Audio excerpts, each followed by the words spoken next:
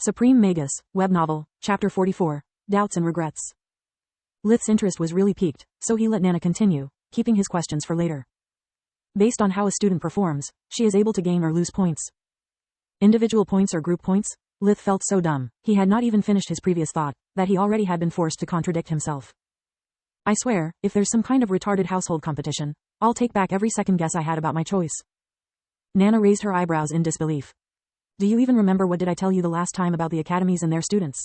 Should you put a juicy slab of meat in front of ferocious hungry beasts, do you expect them to cooperate for it? No, they would rather eat each other hard out. Of course the point system is individual. It's very similar to the merit system, but instead of gaining credit from the kingdom, you gain it from the school itself. The points are the only currency allowed inside the academy, and with them you can afford lots of things. Magical potions, enchanted items and even rare ingredients for you experiments. Obviously, the higher the value, the higher the price. From the long pause, Lith assumed that she had finished and was waiting for his questions. What are magical potions? It's the first time I hear about them. Magic potions are like special spells in a vial. The most basic are alike to healing spells, but between the infirmary and the fact that everyone knows light magic, they are rarely purchased. The more precious are those that allow the user to become temporarily faster, stronger, or even harden her skin if she suspects she will be forced to a melee fight. What about mana potions? Mana what? Isn't there any kind of potion to quickly restore one's mana? Nana laughed heartily. Kid, knowledge is shared on voluntary basis. If any master potionist ever discovered something like that, he would keep it for himself. At least that's what I would do. Lith was underwhelmed. Potions seemed a poor imitation of his fusion magic. Not only they are consumable items, but you even have to waste your time bringing them around and replenishing your supply when needed. Plus, fake mages don't even have something like invigoration. The only good thing about potions is that I can pretend to use them while I use fusion magic instead. Aside from that, they are not very interesting. Invigoration is the breathing technique that allows Lith to quickly regain mana and stamina, to the point that he is able to go on for months without needing to sleep. The longer he uses it, the shorter its effects last. The only way to reset its effects is to actually sleep. See Chapter 8 for more details. I understand, is what he actually said out loud. What kind of magical items can be purchased? Every academy has at least 10 Forge Masters residents. They act as both teachers and researchers in the magical field. They usually put out for sale their lesser works, but they can even bring out high-grade magical items when the academy wants to stir up a rat race, like right before the final exams. The most useful items I had were a dimensional amulet and rings from tier 1 to 3. The dimensional amulet allowed me to bring around whatever I needed without suffering its weight, while the rings were able to store spells of the same tier, allowing for an instant cast. Lith didn't miss the strict use of the past tense while referring to her possessions. He felt sorry for her, but instead of hyping him, her speech was having the opposite effect. A dimensional amulet? Is it some kind of magical storage item? He played dumb. Nana nodded. Brilliant as usual. Yes, dimensional rings and amulets can store anything inanimated up to a fixed volume of space, regardless of the weight. The lowest class has only a few cubic meters available. The highest class can store even 50 cubic meters, 65 cubic yards. The size of a whole small house. The underwhelming feeling was getting deeper. Solus, how much can our pocket dimension store?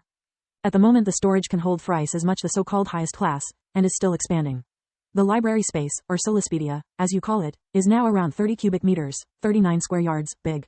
And it's also expanding. Lith's poker face was good, but not that good. Nana could see that he wasn't impressed at all. What's with that face? Do you understand or not that whatever you get during your studies, you get to keep it once you graduate? Have you any idea how difficult and expensive it is to purchase even the lowest magical item? Lith closed his eyes while rubbing his forehead. How can I even pretend to be interested in something that I already have or I can do better? Sure, those things would help me greatly keeping hidden my true magic. Whenever I employ an instant cast, I could use the rings as a cover. But that's it. Being an expert liar, Lith knew what his limits were. So, he changed topic. The Forge Master's job seems really interesting. Is it possible to specialize in such field? Does one need to also be a blacksmith to become a Forge Master? Yes, it's among the available choices. And no, blacksmithing is not required. A Forge Master does not create anything, he just imbues objects with magical properties, be it a ring, an amulet, a chair or even a day dress. They can't possibly master all the craftsman jobs. Most of them prefer to just learn the basic of their favorite trade, though. So, a Forge Master specialized in rings will know something about goldsmithing, and so on. That's really interesting, and for once Lith wasn't just pretending. Out of the 3 topics, the only ones that really interested him were the books and the specialization. With an endless supply of knowledge, he could easily recreate or invent all kinds of spell with true magic. But that was still something that he could figure out on his own, with time and experience. Becoming a Forge Master, instead, would be a priceless treasure for him. Lith had no knowledge about such arts, hence he could never grasp even the basics without an external help. But once he had uncovered the underlying principles of forge mastering, coupling them with true magic and the Academy's library, he would be able to unlock infinite possibilities. Just the ideas about magical items that came to him on the spot were enough to give him an adrenaline rush. But when his excitement was at his peak, a sudden thought sent chills down his spine. Before getting my hopes up, can you explain to me how one does get points? There is no such a thing about daily challenges between students, tournaments or something, right? Nana laughed her *s off. That's such an idiotic idea. Not even the wildest rumors would go that far. Otherwise they would be called magic graveyards instead of academies. There's already enough violence going around as it is. If any headmaster started to reward students for their behavior, only a dozen mages would graduate each year, and no one would make their children enroll. A war battlefield would be much safer. Lith could sigh with relief. One of his biggest worries had just faded away. Points are earned mostly through how a student performs in class and during practical exercises. Any feat that benefits the academy, like sharing personal spells, gives additional points. But the real motherlode are the quarterly exams and the finals. All points can be converted anytime, even after graduating successfully. That's why there is so much competition for the top spots.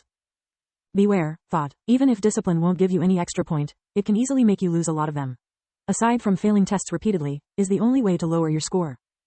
If it goes to negative, you'll be forced to compensate by giving back everything you might have already bought. That's how I lost everything I had.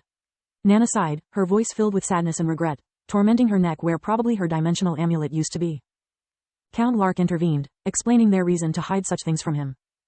We didn't tell you any of this before, to not put you under any more stress and to not raise your expectations about your future too much, in case of failure. Most of the applicants get rejected. In the past, when such knowledge was publicly available, there have been countless suicides among the youths that either couldn't bear the pressure or handle the failure.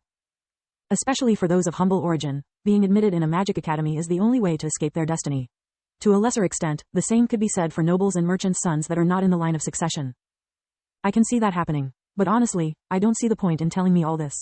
It's not like I got rejected for lack of trying. He lied. What do you expect me to do? Travel through all the county looking for magical beasts? Cause disasters just to be able to solve them? Honestly, I don't think there is any amount of merits that could change my situation. The Count shook his head. We don't expect you to do anything but your best. You have spent years trying to dissuade me to not send you to the academy, and don't think that I didn't notice your total lack of enthusiasm during our trip. You acted the whole time like it was all about someone else, someone you didn't care about. You didn't stand up for yourself, you only wanted to get out of that room. Well, maybe you were right. But maybe I just wanted to avoid the headmistress killing you on the spot. Also, it was you telling me to shut up. It would have been beyond stupid adding oil to the fire. Lith wasn't lying.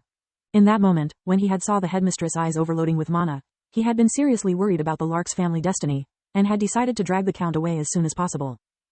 Point taken. You are right. Count Lark sat down with a depressed face.